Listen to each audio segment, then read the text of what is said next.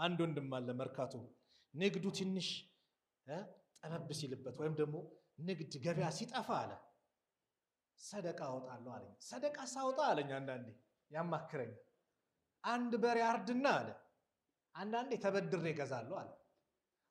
ማስገፍፍበት ማጣበት ጊዜ አለ አለ። ሱብሃንአላህ ያንንም አድርግና አለ እሁድ ሰደቃ አውጥቼ ወላሂ ማክሰኞ ውጤቱን አገኛለሁ አለ። ሰደቃ ርዝቁን ራሱን ያሰፋል። አንፊቅ ይንፈቅ አለይክ አይደል? ስጥ ይሰጣል ነው። ስለዚህ ረመዳን የሰደቃ ወር ነውና አደራ ጎረቤቶቻችን በተለይ እንመልከታቸው።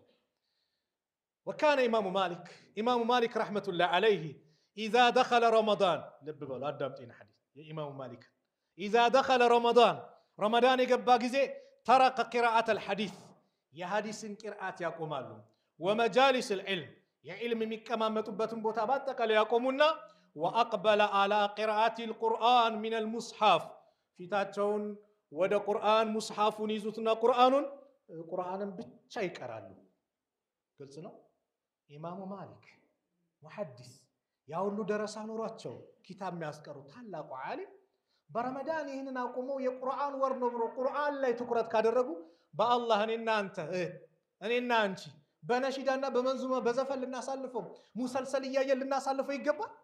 ድራማ ምናምን እያለን ልናሳልፍ ረመዳን ሊያዘናጉን እኮ ስንት የአረብ ቻናሎች በአጠቃላይ ምን ይመጣል ሙሰልሰል ፊ ረመዳን እያሉ ገና ያስታውቃሉ። በረመዳን ጠብቁን እያሉ ሰውን ማዘናጊያ ከአላህ መንገድ የሚያዘናጋ እንደዚህ እንዘጋጃለን። በአላህ ይሄን እድል ፍርሳ እንጠቀምበት። ወላሂ እድሉን እንጠቀም። እኔ በየጊዜው እንደ ምሳሌ እናገረዋለሁ። ሼህ ኢድሪስ ረህመቱላሂ ዐለይሂ ታላቁ ዓሊም የዛሬ 15 ዓመት ፈተህ አባቦራ መስጂድ አብረውኝ አወሰፍ ሰግደው ተራዊ ሰግደው ነገ ለመጾም ነይተው ሰዎችን አስተምረው ጠዋት ላይ ወደ አኺራ ሄደዋል። ረመዳንን ነይተውት ሁሉም ይሄዳል። ስለዚህ እኛ ረመዳን ዋስትና የለንም። ሐቂቃ እንድረሰው ማንድረስ አናቅ። ከደረስን በኋላ እንጨርስ አናቅ። አላህ ከሚጨርሱት አላህ ያድርገን። ቀጣይ ለሚቀጥለው ዓመት እንድረስ አናውቅ። ግን ምኞታችን ሁሌ በየዓመቱ አላህ ይደጋግምብን። ከሚደጋግምባቸው አላህ ያድርገን። በየዓመቱ ረመዳን ከሚያገኙ ባሪያዎች መካከል አላህ ያድርገን። ስለዚህ ግን እንጠቀምበት፣ እንለወጥበት፣ እንቀየርበት። እንደው የቁርአን ወር ነው። በአላህ ቁርአን ላይ ትኩረት እንስጥ። ቁርአንን እናንብበው። ሰማይና ምድር የተገናኙበት የአላህ ደብዳቤ የመጣበት ኢና አንዘልናሁ ፊ ለይለቲል ቀድር ብሎ አላህ ቁርአን የወረደበት ሌሊት ነው ብሎ የረመዳን የተናገረበት ስለ ረመዳን ስለ ቁርአን የተናገረበት የአላህን ደብዳቤ ዛሬ ካላነበብነው መቼ ነው የምናነበው?